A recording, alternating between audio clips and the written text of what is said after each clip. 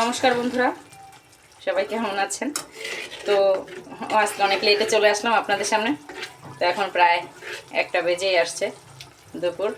এখানে হচ্ছে ঝিঙা, তো ঝিঙা রান্না করছি। দেখেন, ওই দিন তো আনা হয়েছিল, অনেক দিন হয়েছে, আর আজকে আনা হলো। ঝিঙার তরকারি কিন্তু খুব দারুণ লাগে। তো পেঁয়াজ বাটা, কাঁচামরিচ যে লাল হয়ে গেছে সেই কাঁচামরিচ বাটা দিয়ে আর একটু সামান্য জিরে বাটা দিয়ে এইভাবে রান্না করেছি। আর এই ঝিঙের জল দিয়ে কিন্তু ঝিঙে রান্না করা হয়েছে, এক্সট্রা কোনো জল ব্যবহার করি নাই আমি। আর দেখেন কতটা জল বের হয়েছে। আর এখানে আজকে মাছ রান্না করব। তো মাছের জন্য অনেক দিন পর হাতে বাটা মশলা তৈরি করলাম। এটা হচ্ছে শুকনো মরিচ বাটা, তার সাথে কাঁচামরিচ, লাল যে কাঁচামরিচগুলো তো রয়ে গেছিলো অনেকগুলো লাল কাঁচামরিচ, তাই কী করলাম, আমি লাল কাঁচামরিচগুলোকে বেটে দিয়েছি পেঁয়াজের সাথে, তার সাথে কয়েকটা শুকনো মরিচও বেটে দিয়েছি। ভাবলাম যে যখন বেটেই দিয়েছি তাহলে আর গুঁড়ো মরিচটা ব্যবহার করব না, তাহলে শুকনো মরিচ বেটে দিই, দেখি আজকে তরকারির স্বাদ কেমন হয়। তো দিয়ে দিলাম জিরে ফোড়ন। আর মাছগুলোকে তো আমি আগেই ভেজে নিয়েছি। তো এই যে মাছ ভাজা, তো যেই গামলির মধ্যে মাছ মেখেছিলাম তো ওখানে রেখে দিয়েছি, আর কোনো গামলা ব্যবহার করিনি। তো এই যে মাছগুলো ভাজা হয়ে গেছে। এখন আমি বাটা মশলাটা দিয়ে দিলাম, দিয়ে এখন ভাজা ভাজা করে নেব।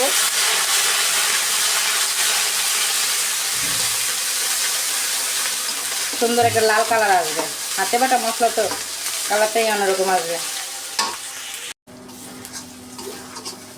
এর মধ্যে একটু হলুদের গুঁড়ো দিয়েছিলাম, তার সাথে কয়েকটা কাঁচামরিচ আর লবণ দিয়ে সামান্য পরিমাণে জল দিয়ে মশলাটাকে সুন্দর করে কষিয়ে নিয়েছি। দেখুন তেল ছেড়ে দিয়েছে। এখন আমি জল দিয়ে দিব, জল দিয়ে দিলাম।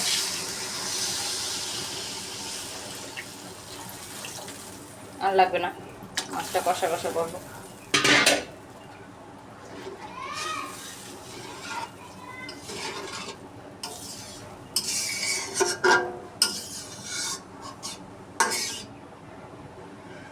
এখন ঝোলটা ফুটে উঠলে মাছগুলোকে দিয়ে দেব।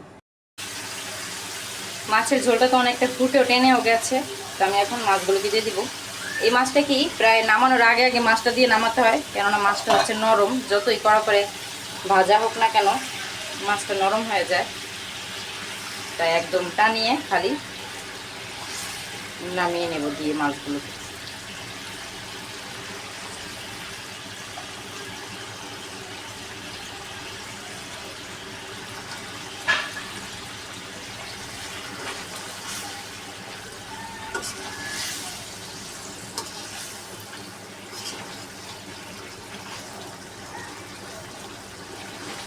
আলতো হাতে নাড়িয়ে মাছগুলোকে ডুবিয়ে দিলাম ঝোলের মধ্যে।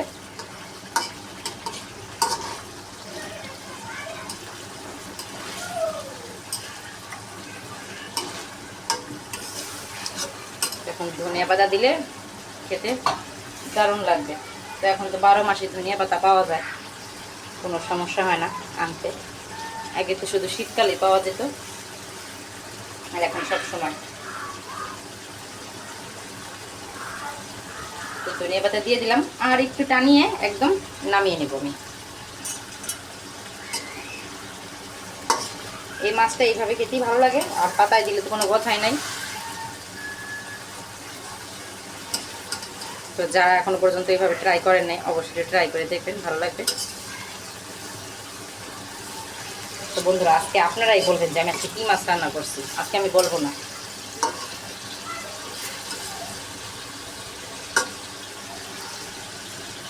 হয়েই আসছে, এখন নামিয়ে নেব। মাছ নামিয়ে নিয়েছি, একদম শুকনো শুকনো করে নিয়েছি সুন্দর। এই মাছটা এভাবে শুকনো শুকনো খেতেই ভালো লাগে। তার সাথে এই যে ঝিঙেটাও রান্না হয়ে গেছে, তো এটাকেও নামিয়ে নিয়েছি। তার এখানে শাকগুলোকে ধুয়ে নিয়েছি, শাক ভাজা করব। তো শাক ভাজা করলেই রান্না হয়ে যাবে। শাক রান্না করবো, তার জন্য পেঁয়াজ আর রসুন দিয়ে দিয়েছি। আগে রসুনটাকে দিয়েছি, রসুনটা আগে দিলে কী হয় খুব সুন্দর ভাজা হয়, তার সাথে একটা ঘ্রাণ আসে। তার জন্য আগে রসুনটাকে ভেজে নিই। আমি যা মানে যত রকমের রান্নার মধ্যে যদি রসুন ব্যবহার করি, সেটা হচ্ছে আমি আগে রসুনটাকে ভেজে নিই, ভাজলে পরে অনেক সুন্দর একটা ঘ্রাণ আসে, এই জন্য। আর কাঁচামরিচটা শাকের সাথে দিব। পেঁয়াজটা তো ভাজা হয়ে গেছে, এখন আমি শাকগুলোকে দিয়ে দেবো। এই শাকের মধ্যে কাঁচামরিচ কেটে রেখেছি, ওই যে দেখুন।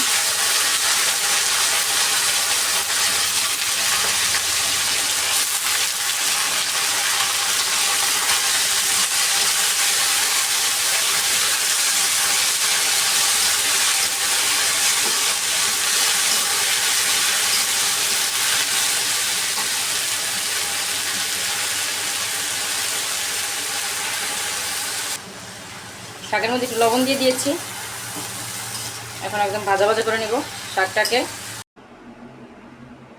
শাক ভাজা তো করে নিয়েছি, একদম সবুজ সবুজ রয়ে গেছে, তাই না? তো এরকম সবুজ সবুজ শাক ভাজা খেতে কিন্তু দারুণ লাগে। আর এই কলমি শাকটা বরাবরের মতোই ভালো লাগে আমাদের কাছে সবারই, খালি মাই খেতে চায় না তেমন একটা। তো এভাবে ভাজা করলে প্রায় এক থালা ভাত খাওয়া হয়ে যায়।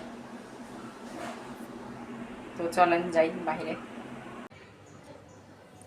কালকের আম গাছের আমগুলো তো সব পেরে নেওয়া হয়েছে, তো পেরে সবাইকে দেওয়া হয়েছে, আমাদের বাসায় দেওয়া হয়েছে।